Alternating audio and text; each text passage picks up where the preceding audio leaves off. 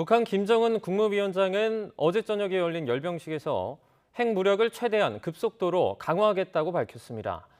핵무력을 발전시키기 위한 조치들도 계속해 나가겠다는 입장도 밝혔는데요. 취재기자 연결해서 자세한 소식 알아보겠습니다. 조수영 기자. 네, 통일외교안보부입니다.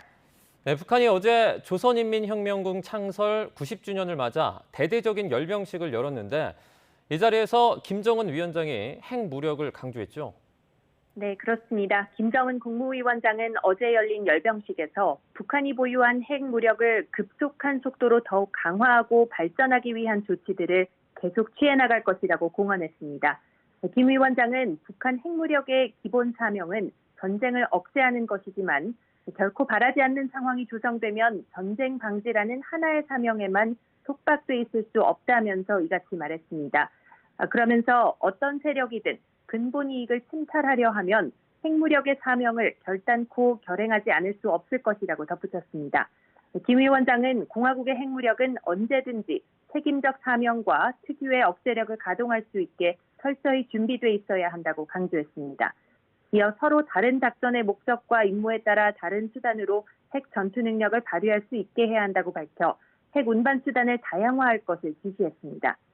김 위원장의 연설을 분석해보면 유사시 핵무력 사용을 시사한 그간의 발언에서 한층 더 나아가서 핵 위협을 더욱 노골화한 것으로 풀이됩니다. 또 근본 이익 침탈이라는 포괄적인 표현으로 실제 핵무기 사용 조건을 확장함으로써 핵무기 사용의 문턱이 낮아졌다고 볼 수 있겠습니다.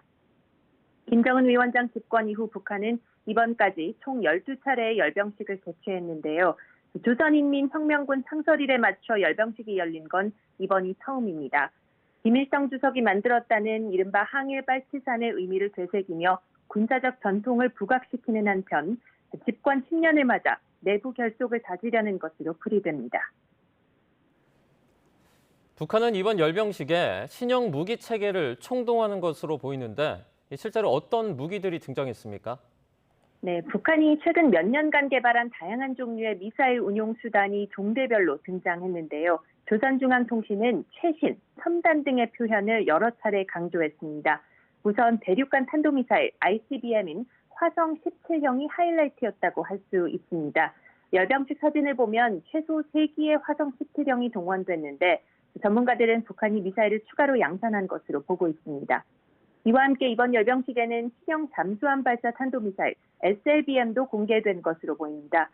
신형 SLBM으로 추정되는 해당 미사일은 지난해 1월 노동당 9차 대회기념 열병식 때 최초로 공개된 북극성 5형에 비해 길이가 길어진 것으로 분석됩니다. 이 밖에 도색을 새로 마치고 탄두부가 길어진 극초음속 미사일 화성 8형 여러 발을 비롯해서 지난 16일 발사한 신형 전술유도 무기의 발사 차량 대열도 선을 보였습니다. 아울러 병력 2만여 명이 동원된 것으로 보이는데요. 10년 전 김일성 생일 100주년 열병식에 동원된 병력 15,000여 명을 뛰어넘는 역대 최대 규모로 추정되고 있습니다. 이번 열병식을 통해 북한은 군사력의 현대성과 첨단성을 과시하며 향후 차세대 첨단 무기 개발을 향한 방향성을 보여주는 데 초점을 맞췄다는 분석이 나옵니다. 지금까지 통일외교안보부에서 YTN 조수연입니다.